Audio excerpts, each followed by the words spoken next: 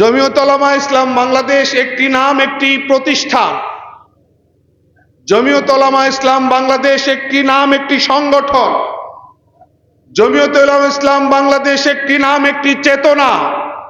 জমিয়ত উলামা ইসলাম একটি নাম, একটি আদর্শ। কেন এগুলি কি শুধুই মুখের বুলি?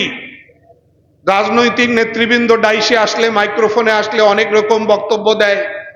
এই কথাগুলো কি ওই রকম গতানুগতিক কোনো বক্তব্য? মোটেই না। সম্পূর্ণরূপে 100% রিয়েল অ্যান্ড অথেন্টিক কথা। যদি এই সংগঠনের জন্ম না হতো তাহলে আজও পর্যন্ত হয়তোবা আমরা এই ইংরেজ সাম্রাজ্যবাদের গোলাম হয়ে থাকতাম। 190 বছর পর্যন্ত তারা আগ্রাসন চালিয়েছে, আমাদের উপরে শাসনের তরবারি চালিয়েছে। 190 বছরের দাসত্বপূর্ণ জীবন। যদি এই সংগঠন জন্ম না নিত তাহলে এই আগ্রাসী শক্তি, দীর্ঘমেয়াদী আগ্রাসী শক্তি, সাম্রাজ্যবাদী শক্তির বিদায় ঘন্টা, পতন ঘন্টা বাজানো কারো পক্ষে সম্ভব হতো না। আজকে যদি আমরা এই ইতিহাসটা ভুলে যাই তাহলে এটা বড় অবিচারের শামিল। আমি অনেক জায়গায় জিজ্ঞেস করি, বিশেষ করে প্রশিক্ষণ কর্মশালায় প্রশ্ন রাখি যে 24-এর গণ অভ্যুত্থানে যারা রক্ত দিলেন, শাহাদত বরণ করলেন, নিঃসন্দেহে আমরা তাদেরকে শ্রদ্ধার সাথে স্মরণ করছি, করব, ভোলার মতো নয়। আমরা অনেক দিন জেলে ছিলাম, কারাবরণ করেছি, নাসিরউদ্দিন মনির ভাই সহ, মাসের পর মাস, কেউ বছরের পর বছর। কিন্তু যারা জীবনটা বিলিয়ে চলে গেছেন তাদের ত্যাগের সামনে আমাদের মাসের পর মাস, বছরের পর বছর জেল খাটা এটা কিছুই না। তো 24-এর গণ অভ্যুত্থানে যারা জীবন দিয়ে গেছেন তাদেরকে আমরা স্মরণ করি, তাদের রক্ত বৃথা যাক এটা আমরা কেউ চাই না। চাই? জবাব দিবেন চাই?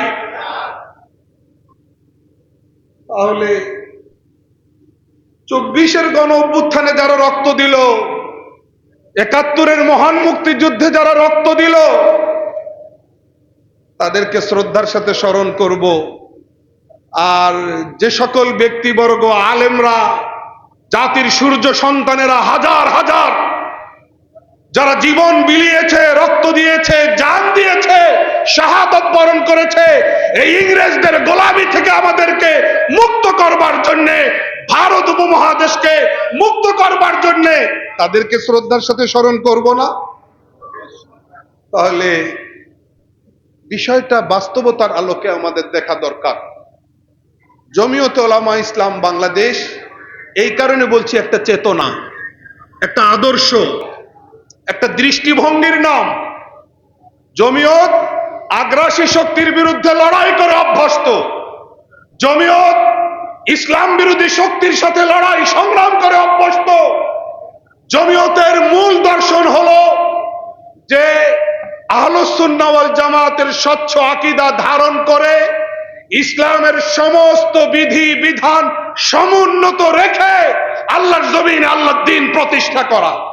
বলুন, আই রিপিট, আজকে নাস্তিকবাদীরা, পাশ্চাত্যের দালালরা, সাম্রাজ্যবাদীরা বলে উলামায়ে কেরাম এদেশে রাজনীতি করার কোনো সুযোগ নেই। আল্লাহর নবী 1400 বছর আগে বলে গিয়েছিলেন, দুনিয়ার মধ্যে সবচেয়ে একটি পূর্ণাঙ্গ জীবন বিধান হলো কোরআনে পাকের উদ্ধৃতিতে হচ্ছে ইসলাম। আজকে যারা বুড়ের রাজনীতিতে নিয়ে মানুষকে ঘুরে বেড়ায়, আলেম ওলামাদের সাথে ইসলামের কি সম্পর্ক? আল্লাহ রাব্বুল আলামিন কালামে পাকের সাথ করছেন, ইন্নাল্লাহা ইয়ামুরুকুম আন তুআদ্দুল আমানাতি ইলা আহলিহা। পবিত্র মক্কার চাবি হস্তান্তর নিয়ে আয়াত নাযিল হয়েছে ফতেহ মক্কার দিন। ফতেহ মক্কার দিন সেই আয়াতের মধ্যে বলা হচ্ছে, আপনার হাতে যে আমানত রয়েছে সে আমানতকে যথাযথ জায়গায় প্রয়োগ করতে হবে। ভোট, আগামী নির্বাচনে সারা বাংলাদেশের মানুষ মুখর হয়ে তাকিয়ে রয়েছে, তার ভোটাধিকার প্রয়োগ করবে।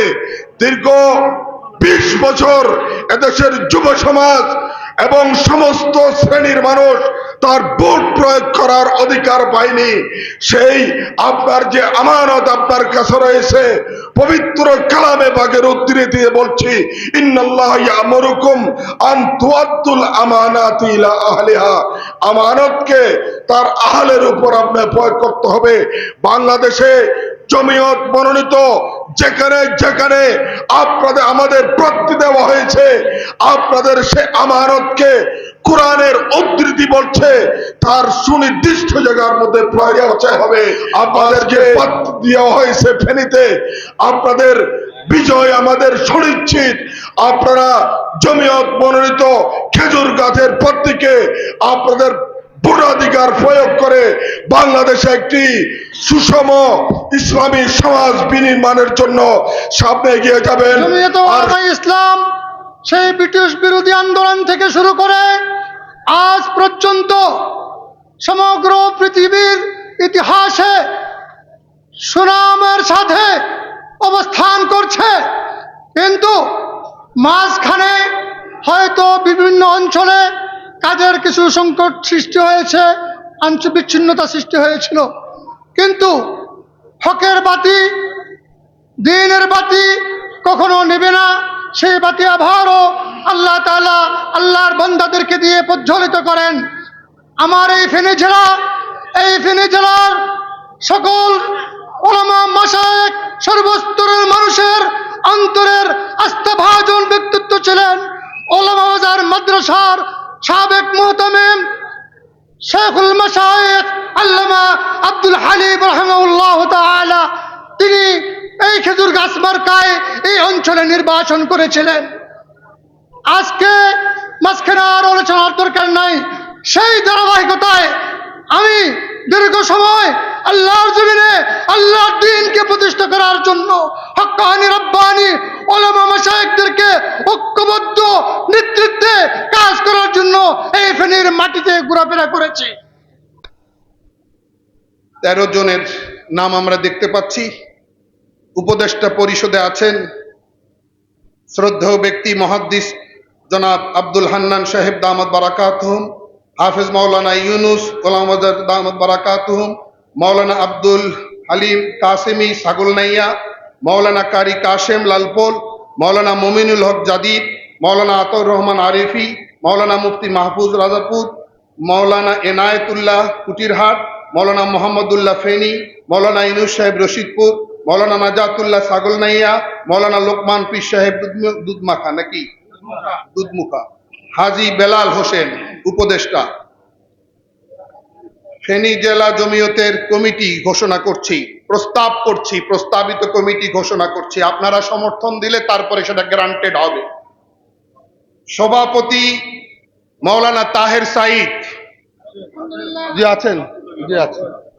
সিনিয়র সহ সভাপতি, এটিও সভাপতির পরে মোস্ট ইম্পর্টেন্ট পোস্ট। সভাপতির অবর্তমানে মূলত দলকে হ্যান্ডেলিং করেন সিনিয়র সহ সভাপতি মাওলানা আব্দুল কাইয়ুম সাহেব আছেন, জি মাশাআল্লাহ। সহ সভাপতি মাওলানা মুঈনুদ্দিন ফরায়েজি আছেন, মাশাআল্লাহ। সহ সভাপতি মাওলানা ইলিয়াস মজলিশপুরি, সহ সভাপতি মুফতি সিরাজুল ইসলাম, সহ সভাপতি মাওলানা নাজমুল হাসান আচ্ছা। সাধারণ সম্পাদক মাওলানা আব্দুল আজিজ, ইনি সদস্য সচিব ছিলেন, কষ্ট করেছেন, জি। যুগ্ম সাধারণ সম্পাদক মাওলানা তাজুল ইসলাম, সহ সাধারণ সম্পাদক মাওলানা ইমাম হোসেন রহমানী, সহ সাধারণ সম্পাদক মাওলানা হোসাইন কারিমি, সহ সাধারণ সম্পাদক মাওলানা নেয়ামতুল্লাহ জোবায়ের, সহ সাধারণ সম্পাদক মাওলানা কাউসার, সহ সাধারণ সম্পাদক মাওলানা আবু তৈয়ব, সহ সাধারণ সম্পাদক মাওলানা মুমিনুল হক সুলতানি, সাংগঠনিক সম্পাদক মাওলানা মাইনুদ্দিন চৌধুরী, মাইনুদ্দিন চৌধুরী, মাশাআল্লাহ মাশাআল্লাহ, মারহাবা। সুযোগ্য পরিচালক ঘোষণা দিচ্ছিলেন যিনি। সাংগঠনিক সম্পাদক মাওলানা মঈনুদ্দিন চৌধুরী, সহ সাংগঠনিক সম্পাদক মাওলানা সানাউল্লাহ, সহ সাংগঠনিক সম্পাদক মাওলানা জহিরুল ইসলাম আচ্ছা। সহ প্রচার সম্পাদক মাওলানা নাঈম উদ্দিন, সহ প্রচার সম্পাদক মাওলানা পেয়ার আহমদ, অর্থ বিষয়ক সম্পাদক মানে কোষাধ্যক্ষ মাওলানা হেলাল উদ্দিন, মাশাআল্লাহ মাশাআল্লাহ। প্রশিক্ষণ বিষয়ক সম্পাদক মৌলানা মাহমুদুল হক মাসরুর, সাহিত্য সম্পাদক মৌলানা আব্দুল্লাহ আল জামি, সমাজসেবা সম্পাদক মৌলানা সাখাওয়াতুল ইসলাম, শিক্ষা ও সংস্কৃতি বিষয়ক সম্পাদক মুফতি মাহমুদ হাসান। আচ্ছা, প্রশিক্ষণ সম্পাদক মৌলানা মাহমুদুল হাসান মাসরুর তো আছেই, মাশাআল্লাহ বক্তব্য দিয়েছেন আমাদের ঢাকা থেকে আগত। কৃষি বিষয়ক সম্পাদক মৌলানা মাহমুদ রশিদপুর, শ্রম বিষয়ক সম্পাদক মৌলভী ইলিয়াস, পাঠাগার সম্পাদক মৌলানা কামরুল ইসলাম আসিফি, অফিস সম্পাদক মৌলানা আলমগীর, স্বেচ্ছাসেবক সম্পাদক হাফেজ জহিরুল হক, যুব বিষয়ক সম্পাদক মৌলানা ফয়েজুল্লাহ, ছাত্র বিষয়ক সম্পাদক মৌলানা তাফাজ্জুল হক, সদস্য মুফতি মৌলানা ইমরান ইদ্রিস, সদস্য মৌলানা মিজানুর রহমান, সদস্য মৌলানা হালিম নিজাম, সদস্য মৌলানা ইব্রাহিম সাঈদ, সদস্য মৌলানা মাহমুদুল্লাহ রাকিব, সদস্য মৌলানা ফয়েজ আহমদ, সদস্য মৌলানা হাফেজ মৌলানা ইউনুস ইদ্রিস, সদস্য মৌলানা নাহিদুল ইসলাম রাসেল, সদস্য মুফতি মৌলানা মাহমুদুল হাসান, সদস্য মোহাম্মদ এমদাদ, সদস্য মৌলানা মোশাররফ, সদস্য আব্দুল হান্নান, সদস্য মুফতি হাসান, সদস্য মৌলানা শাহাবুদ্দিন, সদস্য মৌলানা হেদায়তুল্লাহ, সদস্য মৌলানা ইমরান, সদস্য মৌলানা বেলাল, সদস্য মৌলানা খালেদ সাইফুল্লাহ, সদস্য মৌলানা তানজিদ, সদস্য মৌলানা ইমরান, সদস্য রাকিবুল ইসলাম, সদস্য মৌলানা হান্নান, সদস্য মাইনউদ্দিন, সদস্য মোহাম্মদ ইসমাইল। 63 সদস্য বিশিষ্ট এই জেলা কমিটির প্রস্তাবনা আপনারা শুনলেন। আপনারা সমর্থন করেন? হাত তুলেন সবাই। সমর্থন করলেন? আলহামদুলিল্লাহ, এটা গ্রান্টেড হলো, অ্যাকসেপ্টেড হলো। আল্লাহ যেন এই নবগঠিত কমিটির সবাইকে কবুল করেন। তাদেরকে আমরা কেন্দ্রের পক্ষ থেকে স্বাগত জানাচ্ছি, মোস্ট ওয়েলকাম। তাদের এই সুন্দর পথ চলা আমরা প্রত্যাশা করছি। ওরাই আমাদের আব্দাদা, ওরাই আমাদের মুরব্বী, ওরাই আমাদের বাদশা। আমি একটা কথা বলছি, শেষ করতেছি কথা। আজকে যে প্রশ্ন আসছে, কাল মহাশয় হোসেন আহমদ মধ্যে দেখা হলে, মামুল হাসান দেখা হলে বললেন, বলে আমার আজকের দায়িত্ব, আমরা সেখানে হাজির ছিলাম, আপনি যদি ব্যস্ত চান আমাদেরকে সাথে নিয়ে যাবেন। এই কথা সেখানে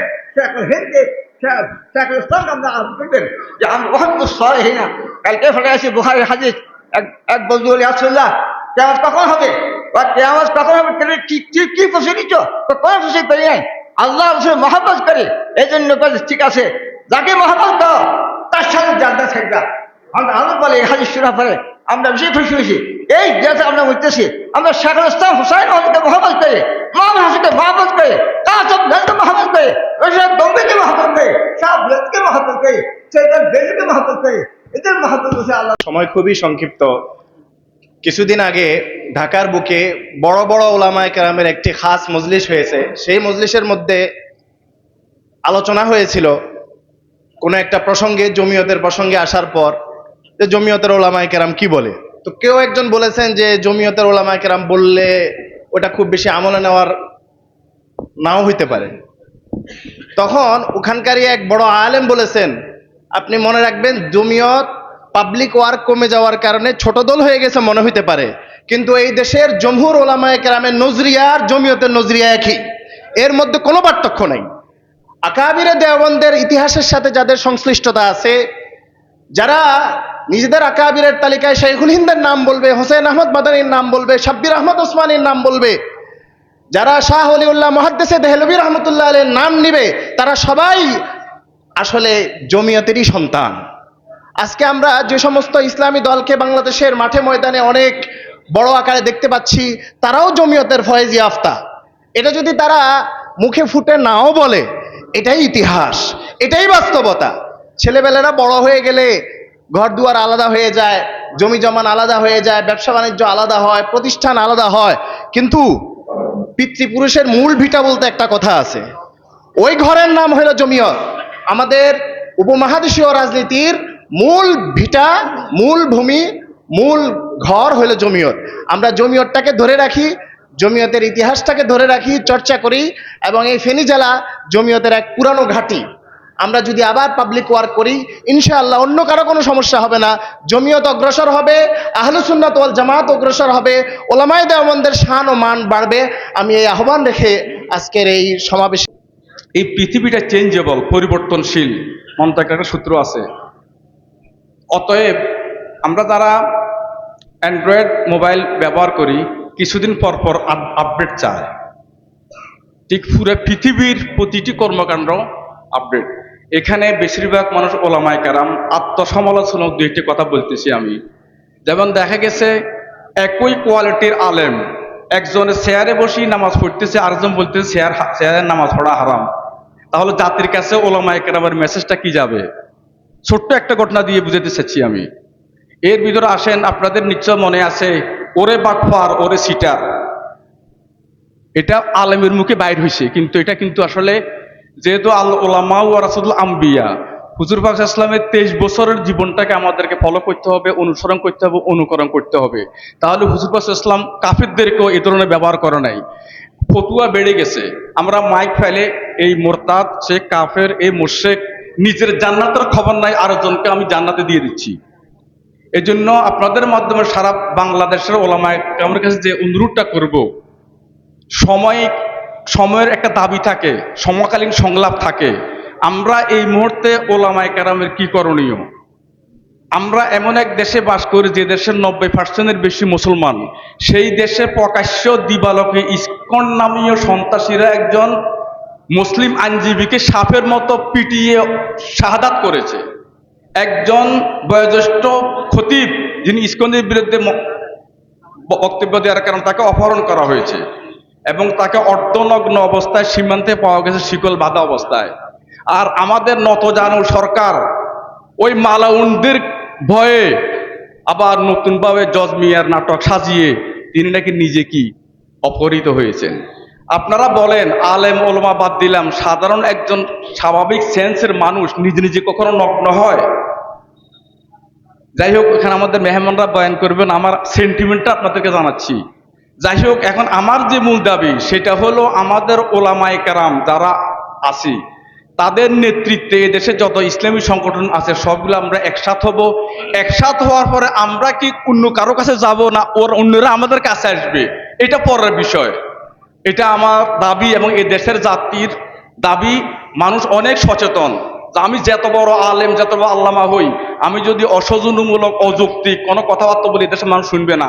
জগতের অর্থ হইল যেভাবে আল্লাহর মাখলুকের শান্তি হবে, সুখ হবে, দুঃখ দূর হবে, সেইভাবে রাষ্ট্র সমাজ পরিচালনার নাম হইল খেলাফত।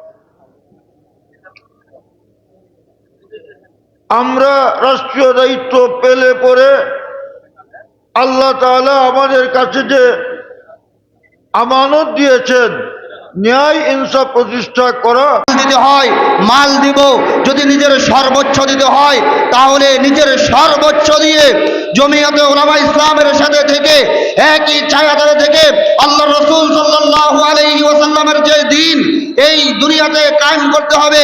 আমরা সদা সর্বদা প্রস্তুত রয়েছি বাতিলের মোকাবেলা করার জন্য, নাস্তিকবাদের মোকাবেলা করার জন্য সদা নিজেকে তৈরি করে রেখেছি। ইনশাআল্লাহ প্রয়োজনে মাথার পাগড়ি খুলে আমরা আমাদের কাফন তৈরি করব, তারপরেও আল্লাহর জমিনে নাস্তিকবাদের হুকুম কায়েম হতে দেব না, দেব না, দেব না ইনশাআল্লাহ। জমিয়তে উলামা ইসলাম এটা আজকে 106 বছরের সংগঠন।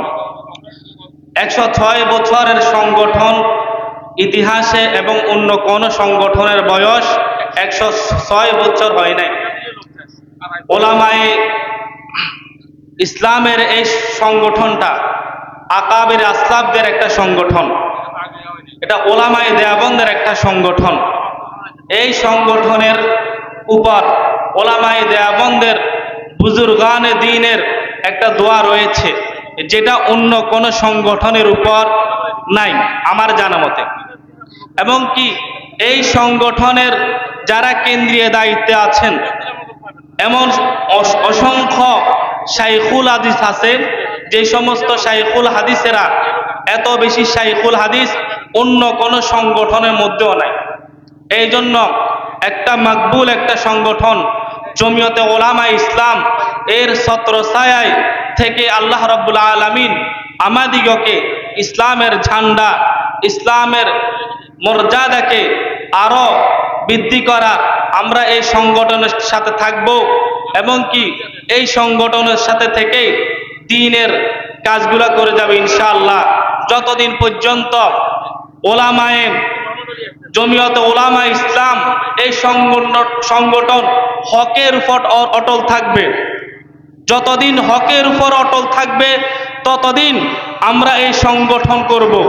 যেই দিন দেখব জমিয়তে ওলামা ইসলাম হক থেকে বিচ্ছেদ হয়ে গেছে, হক থেকে সরে গেছে, হক পথে থেকে ন্যায় ইনসাফের পথ থেকে সরে গেছেন, ওই দিন জমিয়তে ওলামা ইসলামের পথ থেকে আমরা সরে যাব।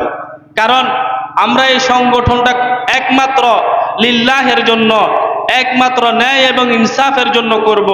যেই দিন দেখব ন্যায় এবং ইনসাফ জমিয়ত ওলামায় থেকে সরে গেছেন, ওই দিন আমরা এখান থেকে সরে যাব ইনশাআল্লাহ।